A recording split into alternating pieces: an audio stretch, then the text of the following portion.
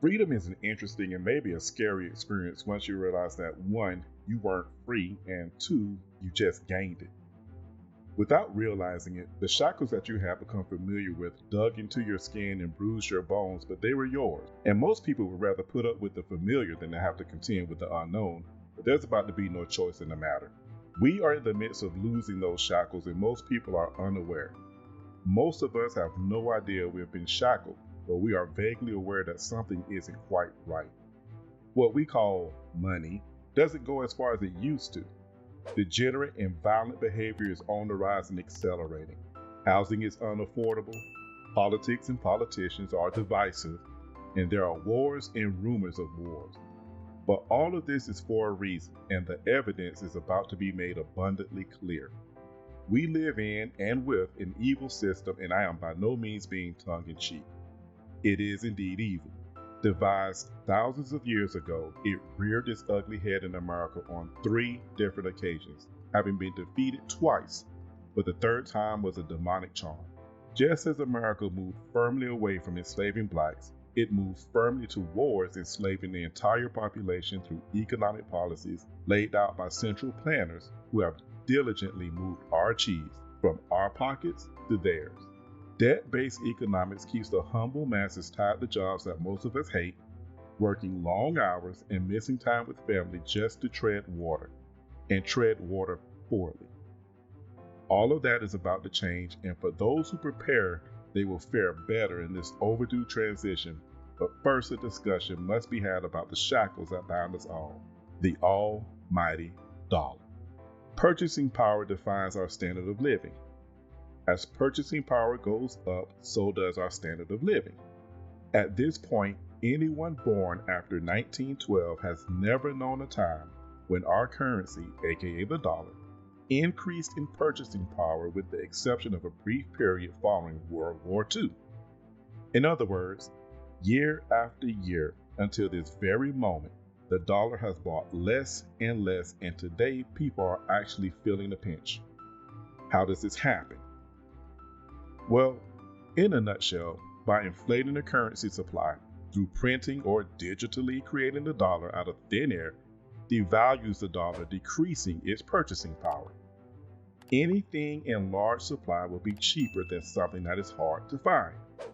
Dollars are everywhere and thus easy to find, if you know the right people, because those in power keep creating it. It benefits them and hurts us until it doesn't. That's when the shackles come off, but more on that in a moment. Inflation creates higher prices. Higher prices makes the things you and I want out of reach, such as cars and houses, unless we take out loans. At that point, the trap is sprung and those shackles click shut and only get tighter with time as prices continue to rise and more loans are shelled out, creating a vicious debt-based cycle. As I stated earlier, this isn't a new concept. It's straight out of the Babylonian playbook. Not familiar with Babylon? But without getting too deep in the weeds, it was the Babylonians that perfected the debt-based economies, and a natural offshoot of their evil genius is debt slavery. The system was set up in such a way as to make people dependent on debt for their day-to-day and economic survival. Once a citizen demonstrated an inability to pay, they were enslaved until they worked the debt off through their labor, or a family member filled in the gap. Generally speaking, since most of the economy was agrarian-based, any crop failure could send any number of people into debt slavery. One of the most prominent banking families of the Babylonian dynasty was the House of Igby. Spanning some 5 generations between 600 and 482 BC, they kept extensive records of financial transactions, giving us a rather accurate look into the past. Their ledgers included normal banking matters such as debits and credits and land holdings. Also included were 2 things that were especially sinister and relevant to us today: interest rates and slaves. You see, one of the surest ways to expand your holdings and wealth while simultaneously extracting forced labor from people is to charge high interest rates on money loaned to people who are already living hand to mouth. As a side note, the House of Iggy be charged about 20%, which seems sort of tame today when credit card rates are well above 20%, but I digress for now, and I'll circle back to that momentarily. To be fair, Babylonian debt slavery was not for life, not usually, and most people eventually settled their debts. Some folks took weeks while others took years, but a slave is a slave in my book, no matter how you split the hairs. The main point is the fact that once you control the monetary system and implement interest rate policies, the people are now beholden to your whims. But how is this relevant to us today? I'm glad you asked. Let's walk through a thought exercise, if you will. Most homeowners do not own their home. Most vehicle owners do not own their vehicles, and most brick and mortar business owners do not own their businesses or the building. The bank owns almost all of it through loans. Attached to those loans are interest payments, and those interest payments make the difference between owing a little bit of money or a lot. And it also dictates how long you'll be beholden to the lender. Gone are the days of physically enslaving people because of debt, but we are all subject to the punitive and restrictive policies set by monetary policy overlords, which act as de facto shackles on our lives. Financial restrictions subject people to financial slavery. Have you ever considered the term mortgage? It derives from French, and translated it means death contract. Mort means death, and gage means contract. Mortgage. Now, do you or anyone you know have a mortgage?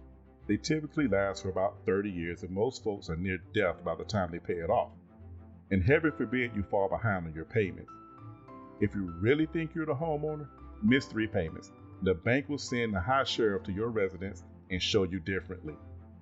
Social stigma notwithstanding, you will be homeless, and trying to buy another home or even rent becomes problematic for years. And here is where the slavery comes into play in our modern times.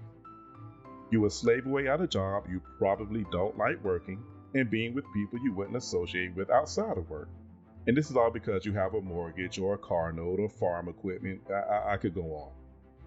But before I go on, I would like to say plainly that there is nothing wrong with charging people for the money they borrow. There should be a charge for any service rendered, and that includes loans. However, there are people and organizations that govern our lives who are predatory, charging rates that often compound if you're not careful. Think credit cards. See, I told you I'd circle back to my earlier digression, and I have, as promised. And they keep you and I enslaved through their evil machinations.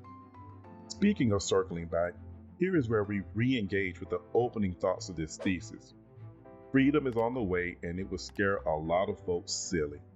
Our current consumer-based economy, propagated and perpetuated by debt, is propped up by a fiat currency we lovingly refer to as the dollar, and that dollar is dying.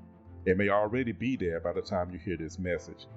If it's dying, you still have time to trust God and prepare. And if it's already dead, just trust God. The Bible speaks of birth pains that will precede what can be regarded as a major transition in human history. I'm not saying that portion of Revelation is at hand. I'm just saying that surrounding most major spiritual, economic, political, or familial shifts, there are birth pains, and we have a few contractions happening right now. And those contractions are getting closer and closer. I have my reasons for stating the dollar is dying, and I will not enumerate everything that has led to that conclusion, but I will point out that currently, the purchasing power of the dollar is under severe attack through inflationary policies by political and banking entities. Inflation is rampant despite the lies the media and politicians tell us. Even the Federal Reserve's own website produces a chart illustrating the ever-decreasing purchasing power of the dollar.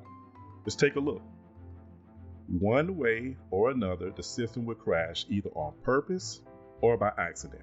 Personally, I think it will be by design, and then not long after that, they'll offer a solution. And then God will intervene and show them how it's really done. Here is where the shackles are removed. You see, a crashing currency will wipe most people out. Our savings, our 401ks, our pensions, insurance policies, stocks, bonds, and any asset acquired by debt will either evaporate or receive a severe 60 to 80% haircut.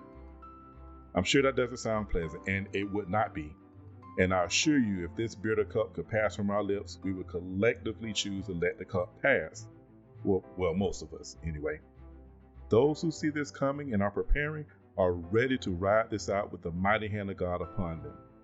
The thing is that with the death of the dollar, we have a chance to rise above the satanic and broken system that has placed the yoke of debt burdens around our necks. We have a chance to return to sound money, which makes prices not only fair, but affordable, with little to no need for debt. Once the storm passes, we can rebuild and insist on a just and equitable system based on money that God made, also known as gold and silver, which, interestingly, gold and silver were mentioned in the Bible before man was. I'm just saying. The storm will be scary for sure, and some would despair. But the other side of that storm is a chance for sweet freedom and perhaps a debt jubilee. Stand by, there's more to come. Family on Trial.